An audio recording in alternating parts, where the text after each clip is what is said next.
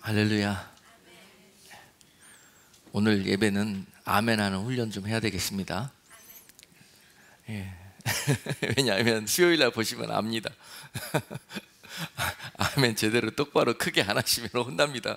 제가 듣는 이 첩보에 의하면 수요일날 오실 강사 목사님은 그러신 분이랍니다. 여러분 잘 하시지만은 그래도 오늘 그렇게 좀 연습하고 훈련되는 의미로 잘 이렇게 아멘 하면서 오늘 중요한 말씀 선포할 거니까요, 말씀 잘 보시면서 따라오시기를 주님의 이름으로 부탁을 드립니다. 네. 이미 우리 현진 성도님께서 예배 기도 하시면서 오늘 제가 선포할 메시지 다 해버렸네요. 이 모든 것들이 다 성령님이 하시는 일인 것 같습니다. 성령님께서 전체를 이렇게 감독하시고 주관하시면서 하시는 그런 역사인 것 같아요. 그걸 다시 한번 제가 이렇게 확인할 수 있는 시간입니다. 네. 사실은 제가 다른 메시지 하려고 그랬는데 오늘 이 메시지를 가르치라고 그렇게 말씀을 주셔가지고 부랴부랴 그냥 제가 잠도 못 자고 새벽 5시까지 그냥 이 메시지 붙들고 씨름하다가 이제 나왔습니다. 그러므로 오늘 이 메시지를 통해서 여러분께 주실 은혜가 있고 하실 말씀이 있는 줄로 믿습니다. 네. 다 같이 사도행전 1장 8절 말씀 함께 합독하겠습니다. 오직 성령이 너희에게 임하시면 너희가 권능을 받고 예루살렘과 온 유대와 사마리아와 땅끝까지 이르러 내 증인이 되리라 하시니라. 아멘. 오직 성령이 너희에게 임하시면 이라는 말씀으로 여러분께 증거하도록 하겠습니다. 오늘 성령께서 이 말씀 위에 강하게 역사해 주실 줄로 믿습니다.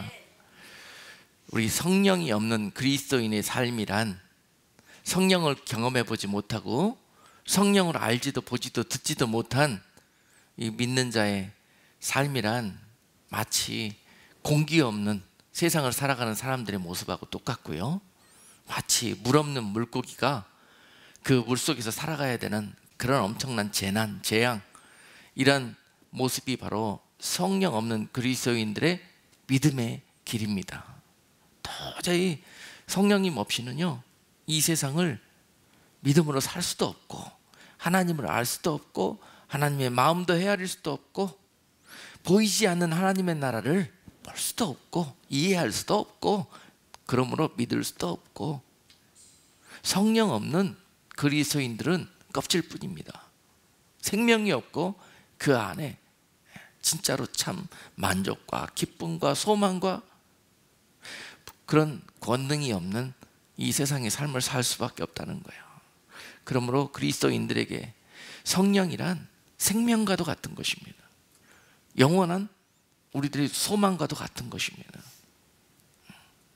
신앙생활 하면서 이 성령님을 아직 내 가운데 모시지 못했다면 오늘 말씀을 잘 들으시고 그 성령님을 새해에는 내 삶에 만나고 모시고 그분을 온전하게 믿고 그분과 동행하고 그로 인해서 많은 성령의 열매들이 비로소 우리들의 삶 속에 맺히는 그런 복된 삶을 살아낼 수 있는 여러분 되시기를 주님의 이름으로 축복합니다.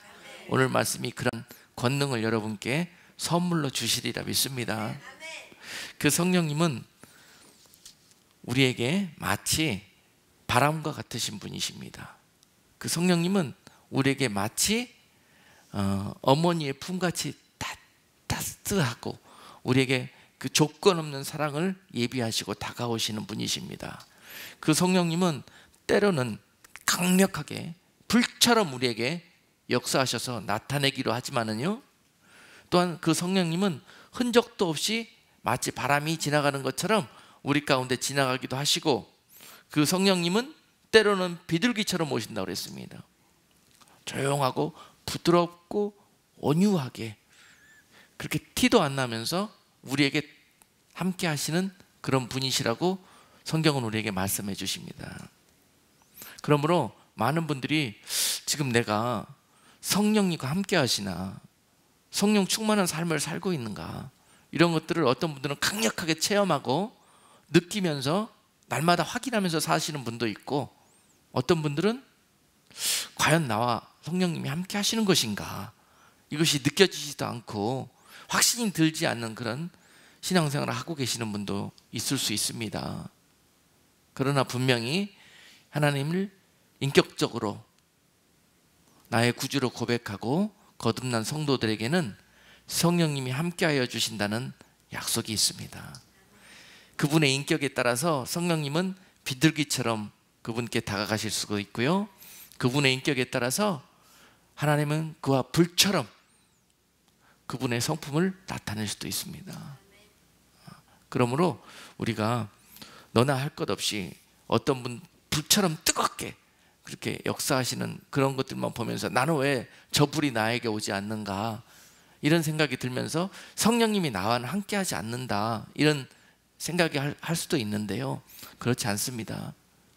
이미 그분이 여러분 안에 오셔서 여러분들을 진리로, 기쁨으로, 소망으로, 의의 길로, 평강의 길로 인도하고 계시는 증거가 있다면 성령님은 여러분과 함께하고 계시는 것입니다. 자, 여러분, 성령님이 어떤 분이신가를 알아야 우리가 그분을 모실 수가 있지 않습니까? 성령님은 우리에게, 거듭난 성도들에게 반드시 찾아오셔서 그를 아버지 집으로 인도하시도록, 그때까지 우리와 내주하시며 우리를 인도하시고 보호하시고 지키시고 가르치시고 은혜 주시고 능력 주시고 힘 주시고 일으켜 세우시고 치료해 주시고 그런 모든 약속을 해 주시겠다고 그랬습니다. 그것이 바로 예수님을 구주로 영접하고 이후로의 삶을 하나님의 나라에 거하고자 하는 성도들이 누릴 수 있는 권세요, 약속이요, 축복인 것입니다. 요한복음 3장 5절 말씀은 예수께서 대답하시되 진실로 진실로 네게 이르노니 사람이 물과 성령으로 나지 아니하면 하나님 나라에 들어갈 수 없느니라. 여러분, 성령님을 우리에게 모시는 것, 이것이 얼마나 중요한 일인지요. 이것을 통해서 하나님의 나라에 들어갈 수 있고 없고가 결정된다는 사실이에요. 얼마나 중요한 일인지 모릅니다. 무조건 예수 믿기 시작하셨으면 성령 체험하셔야 됩니다. 성령을 여러분 삶 속에 모시고 함께 동행하는 삶을 사실 때 안전하게 그 약속의 나라까지 갈 수가 있는 것입니다. 우리 힘으로는, 우리 육신의 능력으로는 절대로 알 수도 없고 볼 수도 없고 거기까지 갈 수도 없습니다. 그분이 인도해 주시고 지키시고 보호해 주셔야만이 갈 수 있는 길입니다. 그러므로 물과 성령으로 나는 것이 먼저라 그랬습니다. 물과 성령으로 나지 않으면 이 상태가 바로 거듭난 것이라고 말씀하십니다. 이 말씀은 바로 예수님께서 니고데모에게 하신 말씀이에요. 니고데모는 유대인 중에 유대인이었고요, 하나님의 나라를 소망하는 자였습니다. 그런데도 그 나라가 손에 잡히지도 않고 마음속에 늘 그 나라가 임하지 못한 상태에서 갈급하고 황량하고 허전한 그 영적 그 기근과 갈망 속에서 살다가 이 문제를 가지고 오늘 예수님께 나와서 물어보는 거예요. 이 문제가 어찌하여 나에게 아무리 하나님의 나라를 소망하고 그 나라를 향해서 달려가도 왜 내 안에 임하지 않는 것입니까? 그랬을 때 예수님께서 그에게 네가 물과 성령으로 다시 나는 것이 필요하다고 말씀하십니다. 그렇게 하나님의 나라에 대해서 잘 아는 니고데모가 처음 듣는 소리입니다. 성령이라니요? 그리고 예수님께 지금 물어보는 거예요. 아니, 다시 나는 것, 거듭나는 것이라니요? 그러면 우리가 모태 안에 다시 들어갔다가 나와야 되는 것이 다시 필요하단 말입니까? 이렇게 육신적으로, 인간적으로, 세상적으로 하나님의 나라를 이해하려고 하고 그 나라, 그 안에서 하나님을 믿으려고 하면은 절대 니고데모처럼 성령을 경험할 수도 알 수도 없다는 것입니다. 그 상태가 벗어지는 것, 그것이 바로 거듭나는 것인데요. 물과 성령으로 거듭나는 것이란, 눈이 여러분께 강조하지만 물은 지금까지 세상 물로 사는 것이 아니라 이후로 생수로, 생수와 같은 예수 그리스도의 이름과 능력과 도우심과 그분의 진리의 말씀으로 살아가겠다는 것, 그것을 의미한다고 그랬죠. 물로 거듭나는 것이란, 지금까지는 내가 세상적인 물을 마시면서 그 물로 우리의 삶을 축이면서 살았습니다. 그러나 지금부터는 예수님이 주시는 말씀으로 내 영을 축이면서 그렇게 나의 삶을 바꾸겠습니다 하는 것이 거듭나는 것이라는 거예요. 물로 거듭나는 것. 할렐루야. 세상 법으로 살던 내가 이제 말씀의 법으로 살기를 작정하고 결단하는 것, 그리고 실제 그 삶에서 그러한 변화가 일어나는 것, 바로 이것이 거듭나는 것이라고 했습니다. 그래서 거듭난 자는 세상 법보다 하나님의 말씀의 법이 우선한 자입니다. 그러므로 또한 성령으로 거듭나는 것이란, 성령으로 거듭나는 것이란 지금까지 내 안에 성령님이 없는 나의 삶은 바로 내가 또는 세상의 어떤 다른 것들이 그 자리를 차지하고 나의 삶을 주관했던 것입니다. 나를 인도하고 누군가가 그 자리를 차지해서 나를 보호해 주는 것처럼 그렇게 차지하고 우리는 그것을 믿고 살았습니다. 그런 우리들의 삶이 거듭나게 되었을 때는 이제 모든 그런 우상과 같은 것들, 세상에 의지하고 보호를 받던 것들을 성령님으로 바꾼다는 거예요. 내 영의 주인을 성령으로 바꾼다는 거예요. 내가 주인된 삶을 성령님이 오셔서 나를 다스리도록 내어드린다는 것입니다. 바로 성령의 지배와 통치를 받기를 결단하고 이후로의 그 삶을 그렇게 변화해 가는 것, 이것이 바로 성령으로 거듭난 자의 삶인 것이에요. 그래서 이렇게 물과 성령으로 거듭난 때가 바로 온전하게 천국의 백성으로 거듭나는 것이며, 바로 이러한 일들을 위해서 생수 되시는 예수님을 우리에게 보내주셨고 성령을 우리에게 보내주셔서 그분을 영접하라는 거예요. 그 예수 그리스도를 모시라는 거예요. 이것이 바로 물과 성령으로 거듭나는 것입니다. 바로 여기에 하나님의 나라의 비밀이 있다고 말씀하시는 거예요. 그러므로 성령은 우리에게 너무 중요한 것입니다. 이것 위에 다른 어떤 것을 또 우리가 구하겠습니까? 많은 이스라엘 백성들이 매년 초막절마다 성전에 모여서 명절 마지막 날에 부르짖었습니다.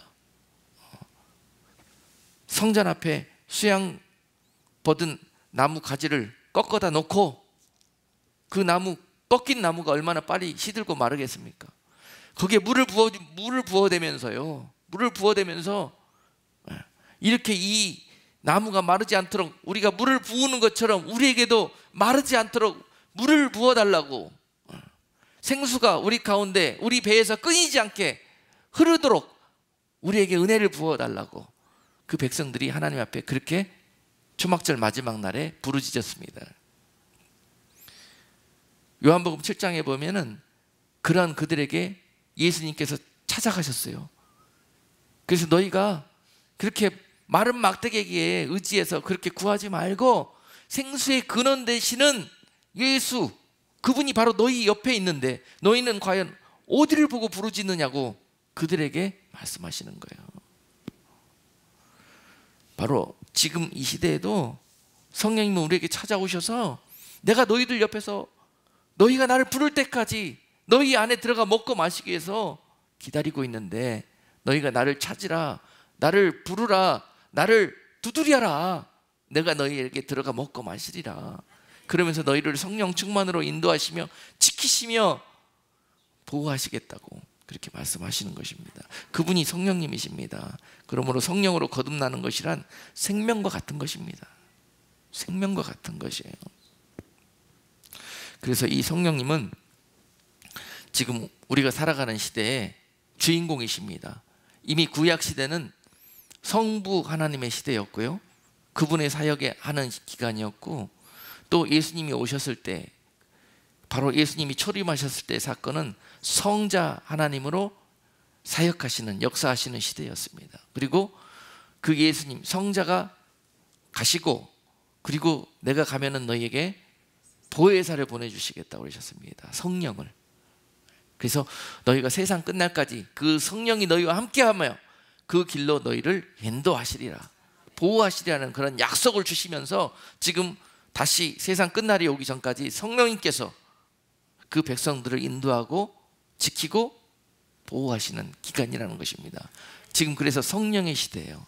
이 성령을 누리지 못한다면 우리는 아무것도 가진 것이 없고 소망이 없는 상태가 되는 것입니다.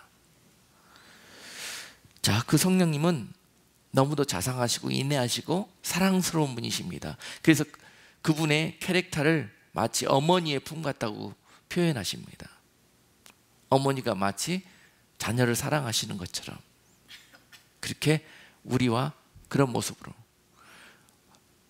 엄하신 우리 하나님, 성부 하나님께서 때로 우리의 죄 가운데 있을 때 엄하게 우리를 심판하고 막 책망하려고 그러면은 성령님이 딱 가로막으시면서 아직 철이 안 났잖아요.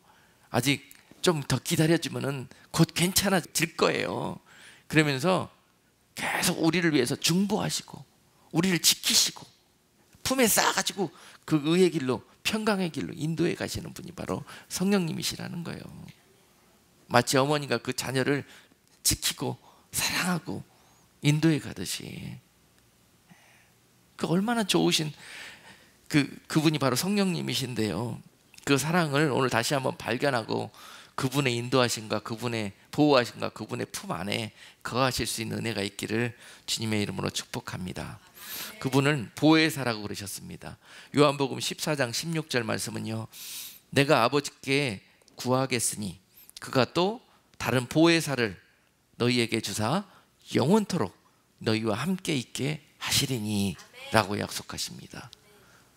분명히 말씀하시기를 영원토록 너희와 함께, 이 성령님께서 함께 하실 거라는 거예요. 할렐루야. 이거 하나님이 주신 약속의 말씀입니다. 자, 우리가 흔히 마지막 때를 살아간다고 그렇게 고백하지 않습니까? 지금 이 시대가 너무 악화해져서 주님 오실 때가 가까운 마지막 때를 우리가 살고 있다고 그러는데요, 그러므로 세상이 어두워지고 악해서 마치 성령님이 이 세상에 더 이상 역사하지 않고 떠나버리는, 성령님이 없는 것 같은 그러한 시대를 우리가 살아가게 될 것이라고 이렇게 마지막 때를 이해하고 있는 분들이 많이 있습니다. 그러나 분명히 하나님의 약속은 내가 세상 끝날까지 너희와 함께 있을 것이라고 그러셨고, 오늘 말씀도 영원토록 너희와 함께 하시려고 그랬습니다, 성령께서. 그런데 우리가 그렇게 느끼는 이유가 뭘까? 이 성령님은 죄와 함께 할 수 없는 하나님이시거든요. 죄와. 근데 마지막 때가 되면 모든 사람들이 믿음에서 떨어져서 죄에 몸을 더럽히고 살기 때문에 우리 가운데 성령님이 함께 할 수 없는 그런 상태로 많은 사람들이 전락해 있기 때문에 마치 성령이 없는 것처럼 그렇게 느껴지는 시대라는 것입니다. 그러나 성령님이 안 계시는 게 아닙니다. 다시 그분을 우리 가운데 모셔드리는 것이 중요한 것이죠. 그분이 없다고 푸념할 일이 아니라는 거예요. 약속을 의지해서 구하셔야 됩니다, 마지막 때라도. 그러면은 그분이 그 세상 환난 가운데서도 부르고 그분을 모시는 자들을 지키시며 인도하실 거라는 거예요. 그 약속을 믿는 것이 중요하지, 마지막 때는 성령님이 없는 때다 그러면서 두려움과 공포 속에 빠지는 것은 절대 하나님이 원하시는 일들이 아니라는 것입니다. 그리고 또한 이 보혜사 성령님은 이와 같이 약속하시고요, 우리에게 가르치시는 영이십니다. 요한복음 14장 26절은 보혜사 곧 아버지께서 내 이름으로 보내실 성령, 그가 너희에게 모든 것을 가르치시고 내가 너희에게 말한 모든 것을 생각나게 하시리라. 이처럼 성령님은 우리에게 하나님의 진리의 말씀으로 인도하시며 그 진리의 길로 말씀을 가르치신다, 가르치시는 역할을 하신다. 이것이 성령님의 사역이십니다. 그러므로 성령이 함께하는 자들은 비로소 이 말씀이 우리를 가르치는 능력이 생깁니다. 성령님이 도와주실 때 우리가 말씀을 이해할 수 있고, 이 말씀 속에서 우리에게 정령코 하시는 사랑과 권면과 위로와 소망이 보여진다는 거예요. 그렇지 않고 성령이 없이 내 눈으로 읽는 이 모든 말씀은 그저 다른 책들과 전혀 다를 바 없는 그냥 일반 책에 불과합니다. 글에 불과합니다. 이것이 하나님이 주시는 영서가 되기 위해서는, 성령의 기록이 되기 위해서는 우리가 코드를 맞춰서 성령으로 이것을 볼 때, 그렇지 않습니까? 모든 비밀의 구름이 걷히시면서 그 증거가 드러나게 된다는 거예요. 코드를 맞추는 것이 너무 중요한데, 이것이 바로 성령이 하시는 일이라는 거예요. 그리고 또한 누가복음 12장 12절에서는 마땅히 할 말을 성령이 곧 그때 너희에게 가르치시리라 하시니라. 우리가 무슨 말을 해야 될지도 우리와 함께 하시면서 그때그때마다 진리의 말씀을 근거해서 생명과 또는 살아있는 능력의 말씀을 그때그때마다 우리로 할 수 있도록 인도하시고 도와주신다는 거예요. 그러므로 성령과 함께 하시는 사람들은 영의 말을 합니다. 영의 말을. 성령과 상관없이 사는 그리스도인들은요, 계속 거듭났다 하면서 이 증거가 육신의 말로 계속 튀어나옵니다. 육적이고 육적인 나는, 성령과 상관없이 사는 나는 계속 그 입에서 나오는 말이 육신의 열매, 육신의 고백, 육신의 소리만 튀어나오는 거예요. 그래서 이것은 남들에게 성령이 하시는 일들처럼 위로도 소망도 사랑도 못 주고, 죽이고 다투게 하고 시기하게 하고 분쟁이 나게 하고 위로를 넘어뜨리게 하고 이간질 시키고, 이런 악한 열매를 맺게 되는 것이라는 것입니다. 그래서 말 하나 하는 것까지도 성령님이 다 우리로 다스리시고 계신다는 사실이에요. 성령과 함께 하시는 분들은. 그래서 보혜사 성령 되시는 성령 하나님은 보호하시고 은혜 베푸시고 스승사자 가르치시는 하나님이시다. 그분이 바로 성령님이시다. 그토록 좋으신 성령님은 우리와 회개할 때 함께 하시며 죄 지으면 떠나시는 분이시다. 그리고 다시 우리가 회개할 때, 우리가 성령님의 이름을 부를 때 다시 우리에게 내주하시는 분이시다. 아멘. 자, 그 성령님은 다시 로마서 8장 26절 말씀 보시면은 우리를 도우시는 하나님이시라고 그러십니다. 이와 같이 성령도 우리 연약함을 도우시나니 우리가 마땅히 빌 바를 알지 못하나 오직 성령이 말할 수 없는 탄식으로 우리를 위하여 친히 간구하시느니라. 결국 성령님의 또 다른 중요한 사역은 우리의 연약함을 아시고 그 연약함을 채우시는, 도우시는 하나님이시라. 이렇게 성령님을 설명하고 계십니다. 여러분, 도움이 필요하십니까? 도와달라고 직접적으로 부르시지 마시고 성령님 나와 함께 해달라고 하십시오. 모든 것 되시는, 모든 능력 되시는 성령님을 여러분 삶에 모시십시오. 그러면 그분이 여러분들의 인슈런스가 되실 거예요. 모든 어려움과 환난, 궁핍함에 여러분 세상 보험처럼 그분이 여러분들에게 모든 공급자가 되어주시고 도움이 되어주실 거라는 것입니다. 그래서 성령님을 모시요. 작은 것들을, 현실적이고 세상적이고 먹고 사는데 필요한 것들을 직접 구하기보다는 이제는 하나님의 나라와 의와 평강과 희락을 갈망하면서 성령님 나에게 와서 역사해달라고 성령을 구하시기를 바랍니다. 모든 것들을 통달하고 감찰하고 잘 아시는 성령님께서 우리에게 필요한 것들을 공급하시며 필요한 길로 인도하여 가실 것입니다. 성령이 그러신 분이십니다. 그리고 또한 우리를 인도하시는 하나님이시라고 그러십니다. 요한복음 16장 13절 말씀은요, 그러하나 진리의 성령이 오시면 그가 너희를 모든 진리 가운데로 인도하시리니 그가 자의로 말하지 않고 오직 듣는 것을 말하시며 장래일을 너희에게 알리시리라. 자, 너희를 모든 진리 가운데로 인도하시는 하나님이시라. 성령님의 너무도 중요한 사역이십니다. 성령님이 우리에게 왜 필요합니까? 하나님, 우리 연약함, 우리 죄를 사랑하려고 육신적으로 이 세상을 살려고 하는 우리들의 속성 너무 잘 알고 계십니다. 그리고 하나님께서 결정하신 거예요. 내가 직접 너희와 가서 너희를 인도하고 너희를 사랑하고 너희와 관계를 맺으려고 했는데, 구약시대 때 그렇게 잘못된 관계만 맺다가 결국은 완악한 우리들을 구원하시기 위해서 독생자 예수 그리스도, 성자 하나님 우리에게 보내주신 거 아니십니까? 그래서 길을 열게 하셨고, 그리고 또한 그 길과 문을 통해서 우리가 아버지께로 올 수 있도록 그날까지 우리를 인도하시는 가이드, 그걸 뭐라고 그럽니까? 사이드카라 그러나요? 우리를 도우시고 우리를 가이드해서 데리고 가는 그러한 역할을 감당하는 성령 하나님을 보내셨다는 것입니다. 인도하시는 거예요. 우리를 너무너무 잘 알기 때문에 너희는 너희 스스로 너희 눈과 너희 귀로 찾아서 두드려서 올 수가 없는 우리 존재를 다 아시는 거예요, 하나님이. 그래서 가서 하나님이 너희를 그냥 끌고 하나님께로 올 수 있도록 성령님을 보내신 거란 말입니다. 그러니까 우리가 거부만 안 하면 된다는 거예요. 성령님의 역사하심을 의지하면 된다는 거예요.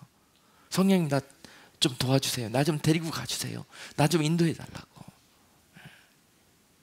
이것이 믿음이고 이것이 신앙이에요. 이것이 하나님을 인정하고 사랑하는 거예요. 우리의 힘으로는 절대, 우리의 눈으로는 찾아갈 수 없는 길입니다. 알 수도 없고 들을 수도 없고 볼 수도 없는 길입니다.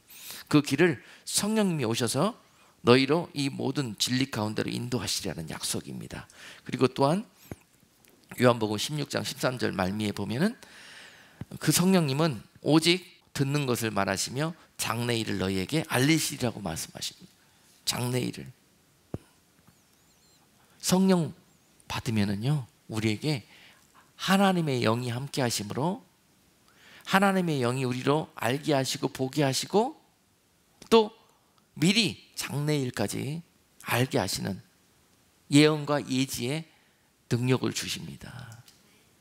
각자에게 능력에 다소 차이가 있을 수는 있겠지만 성령을 모시게 되면 하나님께서 우리에게 선물을 주시는데요. 선물을 주시는데요. 각종의 그릇에 따라서 필요한 선물을 나눠 주십니다. 그래서 어떤 이들에게는 성령께서 이처럼 장래일을 알게 하시는 그런 능력을 선물로 주시는 분도 있고요. 어떤 분들에게는 예지, 그냥 누가 안 가르쳐줘도 다 알아져. 그냥 깨달아져요. 누가 하나님 나라에 설명 안 해줘도 그냥 보여. 하나님의 나라가 그냥 한 몸이 된 거예요. 그냥 하나님의 일과 나의 일이, 나의 삶이, 이런 상태가 성령께서 우리에게 와셔가지고 그 역할을 해주신단 말이에요. 그래서 성령님을 어떻게 표현할 수 있냐면 또 기름으로 표현할 수가 있습니다. 이 빡빡한 우리들의 육신의 삶 속에 기름이 쳐져가지고 이 톱니바퀴가 소리 없이 원활하게 잘 굴러가게 되는 것처럼 성령님께서 우리들의 인생에 오셔서 그 기름이 되어 주셔가지고 이제 영으로 살 수 있도록, 믿음으로 살아갈 수 있도록 그렇게 우리에게 만족함을 주신다는 것입니다. 그래서 기름으로 표현하기도 합니다, 성령님을. 그래서 어떤 분들에게는 이 예언하는 능을 주시기도 하시고, 어떤 이들에게는 예지의 능을 주시기도 하시고, 어떤 이들에게는 영적 분별력을 주시기도 하십니다. 그래서 베드로후서 1장 21절 말씀은요, 예언은 언제든지 사람의 뜻으로 낸 것이 아니요 오직 성령의 감동하심을 입은 사람들이 하나님께 받아 말한 것임이니라.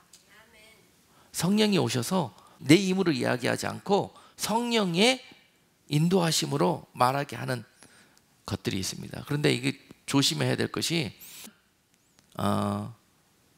성령이 없이 이러한 능력만 사모하는 자들이 있습니다.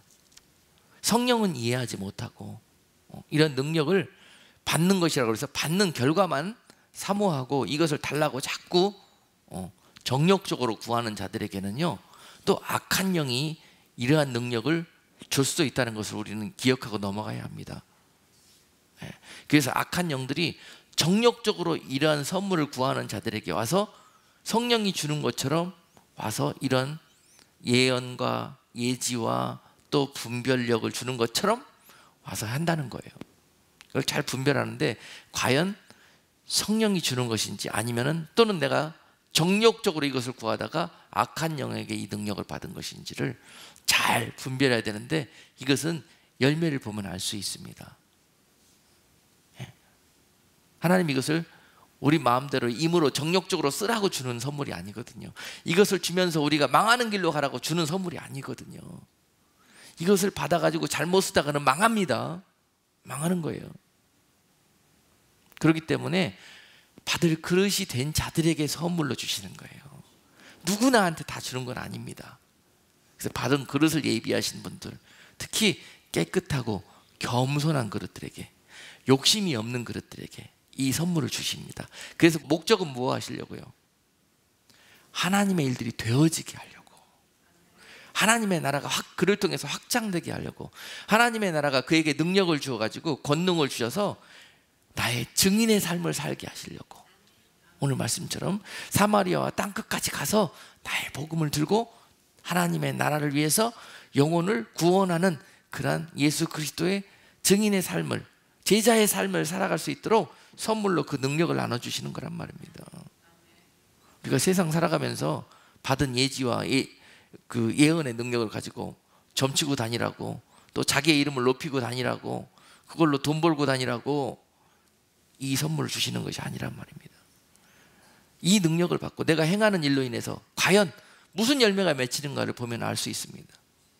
하나님의 나라가 확장이 되고 이 일을 통해서 예수 그리스도가 영광을 받으시고 또 많은 영혼들이 하나님께 돌아오는 일로 그렇게 이 선물과 능력이 사용된다면 이것은 성령이 하신다는 증거입니다.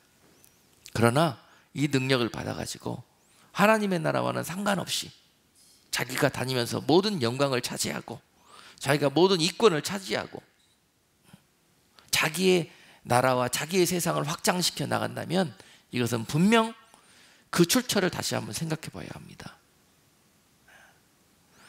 여러분, 그리고 또한 성령 받은 분들에게 이 선물이 임하는데요, 이 받은 능력을 가지고 또한 잘못 쓰다 보면은 이와 같이 악한 영들이 차지해 버릴 수도 있습니다.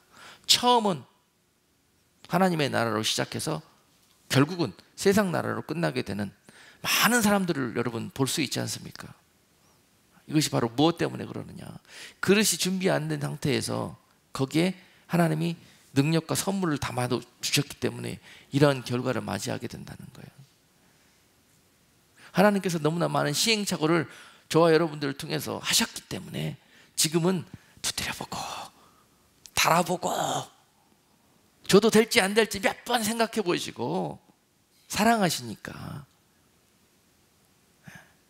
그래서 준비하셨지만 그것을 지연하고 계시는 경우가 많다는 것입니다. 우리가 이것을 축복의 선물로 받을 준비가 될 때까지, 그러나 누구에게든 주시겠다고 약속하신 거예요. 선물이니까. 이것이 함께하지 못하는 이유는 바로 우리에게서 찾아봐야 된다는 것입니다.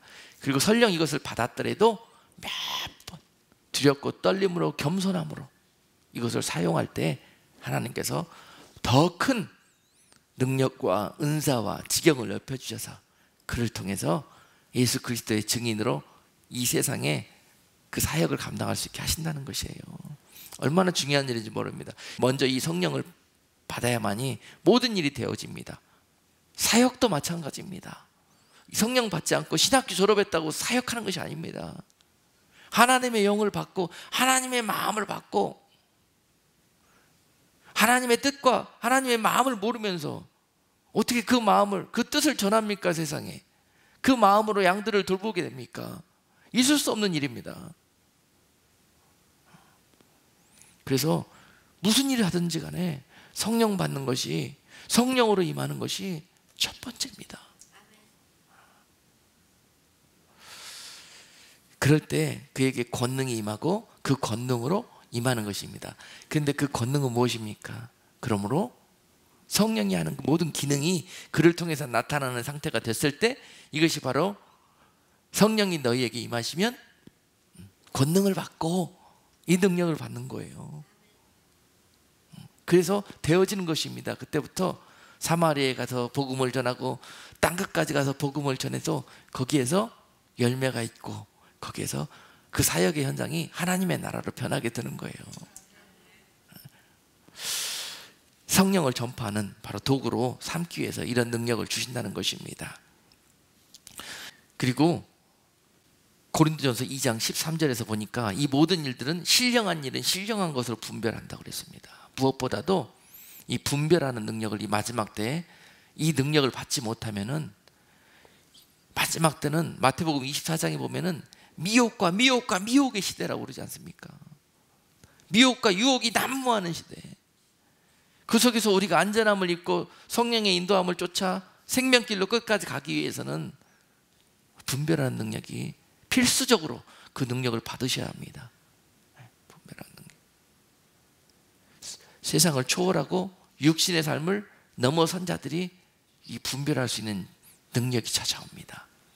이 안경과 이 잣대가 안 벗어지고는 이 육신의 안경을 못 벗으면 모든 걸 다 그것으로 본다는 거예요. 그것으로 분별한다는 거죠. 이 안경을 갈아 끼우지 않으면 분별의 능력이 오지 않습니다. 육의 사람이 영의 사람으로 변화되지 않으면 영적 분별력은 올 수가 없는 것입니다. 그래서 성령 받은 사람의 이 나타나는 현상은요, 새 능력을 받게 되는데 그것이 바로 이후로의 모든 삶을 육으로 살지 않고 영으로 살게 되는 힘이 나타나게 되는 것입니다.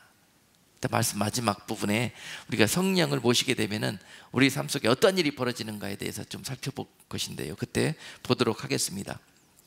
그래서 이 영적 분별력을 받는다는 것, 고린도전서 2장 13절 말씀은 우리가 이것을 말하거니와 사람의 지혜에 가르친 말로 아니하고 오직 성령의 가르치신 것으로 하니 신령한 일은 신령한 것으로 분별하느니라. 왜 나에게는 이 분별할 수 있는 지혜가 없나? 그 눈이 없나? 이제 답을 아시겠죠, 여러분? 네. 이 일들은 신령한 영인 성령께서 오셔서 나를 밝히셔야만이 이 능력이 찾아온다는 사실입니다. 그러므로 이 능력을 그냥 직접적으로 한꺼번에 받으려고 하지 마시고 성령님 내 안에 찾아오셔서 나를 변화시켜 달라고, 육적이고 정력적이고 적정적이고 죄를 사랑하는 내 삶을 바꿔달라고 회개하며 구하실 때 그분이 우리에게 오셔서 우리를 선물로 이 능력을 주신다는 거예요.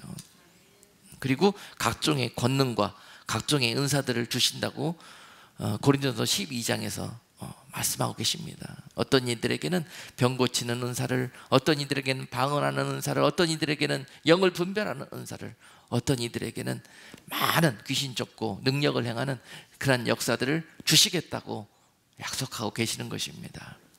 성령님은 우리에게 그러신 분이십니다. 그러면 그 성령님이 우리에게 어떻게 임하시는가? 어떻게 임하시는 것인가? 요한복음 7장 38절, 나를 믿는 자는 성경의 이름과 같이 그 배에서 생수의 강이 흘러나리라 하시니 이는 그를 믿는 자의 받을 성령을 가리켜 말씀하신 것이라. 성령은 어떻게 임하는가? 생수를 갈망하는 마음으로, 중심으로 목마른 자들이 목마른 사슴이 생수를 사모하고 찾는 것처럼 그렇게 갈망하면서 믿음으로, 그 상태가 되면 믿지 않을 수가 없겠죠. 믿음으로 구하는 자들에게 성령님은 찾아오신다고 그러셨습니다. 약속이십니다. 그러므로 누구에게 성령이 임하시는가? 목마른 사슴처럼 성령을 갈구하며 갈망하면서 찾고 두드리고 구하라는 것입니다. 그러면 내가 너희에게 주시리라는 거예요. 세상적인 것, 육적인 것 찾고 구하고 두드리고 달라고 떼쓰고 그러지 마시고 성령을 달라고. 그러면 여러분 원하시는 것들을 다 얻으실 수가 있습니다. 그것이 바로 너희에게 주시고자 약속하신 성령임을, 너희가 구하고 찾고 두드리라는 것이 그 대상이 무엇인 것을 오늘 명확하게 말씀하시는 거예요. 성령님 얻으면 다 얻는 것입니다. 또한 회개할 때 성령님이 함께 하십니다. 회개할 때 사도행전 2장 38절 말씀은요, 베드로가 가로되 너희가 회개하여 각각 예수 그리스도의 이름으로 세례를 받고 죄사함을 얻으라. 그리하면 성령을 선물로 받으리라 말씀하십니다. 언제 성령이 임하신다고요?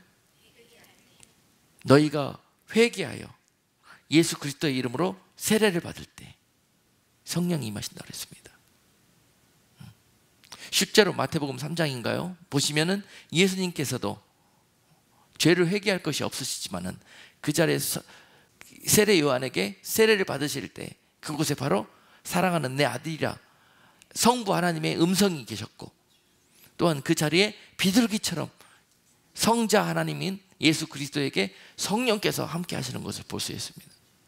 예수 그리스도께서 세례를 받으시는 그 현장은요, 그러므로 성부 하나님과 성자 본체 하나님, 성령 하나님이 성삼위일체로 예수 그리스도께서 비로소 하늘의 권세를, 하늘의 권능을 부여받는 자리였습니다. 그리고 그 이후로 공생의 사역을, 능력을 행하시러 나가시는 현장이었습니다. 그러므로 그 사건은 너무 중요한 것입니다. 하나님의 사역을 행하실 때 성자 하나님께서 이 땅에 오셔서 그때 그 사역을 행하시기 위해서 성부 하나님의 능력과 성령 하나님의 역사를 함께 좌우로 호위하시면서 성삼위일체 그 권능의 하나님으로 사역하셨다는 거예요. 우리들에게도 그걸 기대하신다는 것입니다. 우리는 하나님의 자녀들이잖아요. 그 권세로 하나님의 아들들로 이 땅에 여러분 살아가시잖아요. 성 예수 그리스도를 믿는 말씀으로 여러분과 함께 하시며, 또 성령 하나님이 함께 하시며, 여러분들이 이 세상을 살아가실 때 예수 그리스도의 능력이, 예수 그리스도 통해서 나타나는 능력이, 그런 여러분들의 사역이 이 땅에서 온전히 행하여 줄 수 있다는 거예요. 아무리 하나님의 자녀들인 여러분들이시지만 세상에서 여러분 그 모습으로 세상을 이기기가 힘듭니다. 그러므로 이 권세와 권능을 받으라는 것이에요. 이것이 언제 임하느냐? 죄를 회개하고 세례 받으실 때, 회개할 때, 새 사람으로 거듭날 때, 바로 이때 이 능력이 임하게 된다는 사실입니다. 그리고 또한 언제 그 성령이 함께 하시게 되느냐? 계시록 3장 20절 말씀, 볼지어다 내가 문 밖에 서서 두드리노니 누구든지 내 음성을 듣고 문을 열면 내가 그에게로 들어가 그로 더불어 먹고 그는 나로 더불어 먹으리라 말씀하십니다. 언제요? 성령님은 우리에게 그냥 찾아오시고 싶으셔갖고 우리 문 밖에서 우리의 마음의 문이 열릴 때까지 계속 놓고 하시면서 기다리고 계신다는 것이에요. 성령님이 못 오시는 게 아니에요. 이미 오셨어요, 여러분들에게. 그러나 여러분들이 모시지를 않는 거예요. 받아들이지를 않는 거예요. 문을, 내 고정된 관념의 틀이, 종교적인 틀이 꽉 가로막혀 있어서 성령이 나로 역사하지 못하도록 내가 아예 그냥 빗장을 걸고 있다는 뜻입니다. 그래서 성령이 우리를 통해서 역사를 못 하시는 것입니다. 이 열어 제끼는 일이 중요한데요, 이 열어 제끼는 일을 하게 하기 위해서 하나님이 우리로 때로는 물속에도 넣으시고 불속에도 넣으시고 빨리 무너지라고, 이 빗장이 무너지라고, 너희의 연약함을 스스로 깨달아서 정령코 너희의 도움이 누구인지를 너희 스스로 깨달아서 그것을 구하라고, 부르라고. 이때가 바로 우리 빗장과 같은 우리의 마음의 문을 여는 순간이라는 것입니다. 그때 회개하고 잘못했습니다, 살려달라고, 도와달라고 성령님을 부르실 때 그때 만나게 된다는 거예요. 비로소 그때 성령님이 우리에게 우리의 열린 문을 통해서 들어오신다는 거예요. 이 문은 오직 우리 안으로 손잡이가 있어서 안에서밖에 열 수 없는 문이에요. 주님이 친히 이 문을 밖에서 열고 들어오실 수는 없습니다, 성령님께서. 그러므로 세상 마지막 때 세상이 악하고 어두워질수록 내가 더 강력하게 성령께서 너희와 역사하고 함께 하시기 위해서 찾아오실 것인데, 요한계시록 말씀입니다. 그러나 그때는 마음이 닫혀질 대로 닫혀가지고 냉랭해질 대로 냉랭해지고 어두워질 대로 어두워져 있어서 그들이 이러한 힘과 능력이 없다라는 것이에요. 그것이 문제라는 것입니다. 그러나 주님이 사랑하시는 자들에게는 이런 엄청난 환난과 답답함과 어두움의 시대에 성령님만 의지할 수 있는 그러한 은혜를 부어주실 것이라는 것입니다. 세상 어떤 일이 벌어지더라도 그 은혜 가운데 거하실 수 있는 여러분들로 지켜주시겠다는 약속입니다. 이 성령님을 여러분들이 모시게 된다면 그로 인해서 여러분들이 권능을 받게 된다고 오늘 본문 말씀은 말씀하시죠. 사도행전 1장 8절 말씀 다시 한번 읽어보겠습니다. 오직 성령이 너희에게 임하시면, 오직 성령님만이 일하실 수 있는 거예요. 오직 너희가 권능을 받고 예루살렘과 온 유대와 사마리아와 땅끝까지 이르러 내 증인이 되리라 하시니라. 할렐루야. 너희가 성령을 모시게 되면 첫 번째로 권능을 받게 될 것인데, 이 권능을 받게 된 후에 비로소 너희가 예수의 이름으로 내 증인이 되는 삶을 살아갈 수가 있게 되는 것이라는 거예요. 예수의 제자로서의 여러분들의 사명을 감당할 수 있는 능력이 찾아오게 된다는 것입니다. 이제 이해가 되시죠? 성령, 권능, 사역. 성령, 능력, 믿음의 삶, 이렇게 되는 것입니다. 처음이 잘못되면 뒤의 것은 온전한 열매가 열릴 수가 없어요. 사역의 열매도, 삶의 열매도, 믿음의 열매도 처음이 어디에 내가 뿌리를 박느냐가 중요한 것입니다. 그래서 무슨 공급을 받고 열린 열매이니까. 그리고 성령을 모시게 되면은 여러분들의 삶이 육적인 삶에서 영적인 삶으로 바뀌게 됩니다. 로마서 14장 17절 말씀은요, 하나님의 나라는 먹는 것과 마시는 것이 아니요 오직 성령 안에서 의와 평강과 희락이라. 비로소 성령이 함께 하시는 순간 여러분들은 세상을 이기는, 세상을 초월하는 전천후 믿음과 신앙의 삶을 살아낼 수가 있다는 거예요. 성령만이, 오직 성령이 너에게 임하시면, 이것이 능력입니다. 이것이 권능입니다. 세상대로, 세상을 행복하게 세상적으로 사는 능력과 축복, 은혜 달라고, 도와달라고 그렇게 사는 것, 이것이 바로 육적인 사람들이 마치 성령 있는 것처럼 구하는 기도입니다. 우리의 기도는 그래서 처음부터 성령으로 시작해서 성령으로 마쳐야 되는 거예요. 성령님 우리의 기도까지도 도와달라고, 우리의 기도하고 구하는 것까지도 인도해 주시라고, 그리고 성령님이 이 기도가 응답될 때까지 우리를 도우시고 인도해 달라고, 지켜달라고. 처음도 끝도 성령에서 시작해서 성령으로 끝나야 됩니다. 바로 이런 모습으로 우리 삶이 변하게 된다는 거예요. 성령님이 오시면 하나님의 나라는 의와 평강과 희락에 있습니다. 그런 모습으로 이 세상에 성령 받은 사람들은 살게 되는 거예요. 아무리 어렵고 아무리 연단받고 아무리 힘든 일들을 만날지라도 그들 속에서 이러한 모습이 사라지지 않는다는 것입니다. 왜냐? 도우시고 인도하시고 보호하시는 보호의사 성령님께서 그와 함께 하시기 때문에 웃을 수 없을 때 웃을 힘을, 그리고 낙심하고 절망했을 때 다시 일어설 수 있는 힘을 세상 어느 것이 줄 수 있습니까? 아파서 쓰러져서 더 이상 소망이 없을 때 그를 이렇게 세우시고 치료해 주시는 능력이 세상 어느 누가 줄 수 있습니까? 바로 오직 성령님만이 그 길로 인도하실 수 있는 분이시라는 거예요. 그러므로 우리가 세상 살아갈 때 열매들이, 삶의 증거들이 이렇게 나타나는 거예요. 절망해야 되는 때, 슬퍼해야 될 때, 신세 한탄해야 될 때 이런 모습은 전혀 없이 오히려 그것이 희락과 평강과 의의 중심이 지켜진다면 그런 성령 가운데 있는 자인 증거가 되는 것입니다. 마지막으로 성령 받는 자의 삶은 이 땅에서 열매가 가득하게 됩니다. 갈라디아서 5장 22절로 23절 말씀은요, 오직 성령의 열매는 사랑과 희락과 화평과 오래 참음과 자비와 양성과 충성과 온유와 절제니 이 같은 것을 금지할 법이 없느니라. 할렐루야. 우리 삶에서 왜 이런 열매들이 없습니까? 아직 성령님이 우리를 통째로 100% 지배할 수가 없기 때문에 그래요. 우리 성령님께서 우리를 완전히 다스릴 수 있는 그런 상태로 내어드리지를 못했기 때문에 그렇습니다. 때로는 성령님이 우리 가운데 거하시다가도 우리가 탐욕과 죄 속에 거하시면은 또 우리와 함께 할 수 없으셔서 열매 맺다가 썩어버리고 뱃속에 성령의 아이를 잉태하고 있다가 유산시켜버리고 출산하지 못하는 거예요. 완숙한 열매로 결실하지 못하는 겁니다. 끝까지 처음부터 성령께서 내 삶을 다스리고 주장해달라고 의지하고 구하는 자들에게 성령의 역사하심과 도우심과 인도하심으로 이러한 성령의 열매들이 비로소 맺히게 되는 것입니다. 왜 우리가 이토록 아름다운 사랑과 희락과 이 충성과 온유와 절제, 이 아름다운 열매들, 9가지 성령의 열매들을 맺을 수가 없는 것입니다. 바로 우리가 성령과 함께하지 못했던 부분들이 너무 많았다. 그러나 잘 사랑의 열매 맺어가다가도 우리가 실족하는 바람에 맺다가 썩어버렸다. 유산시켜버렸다.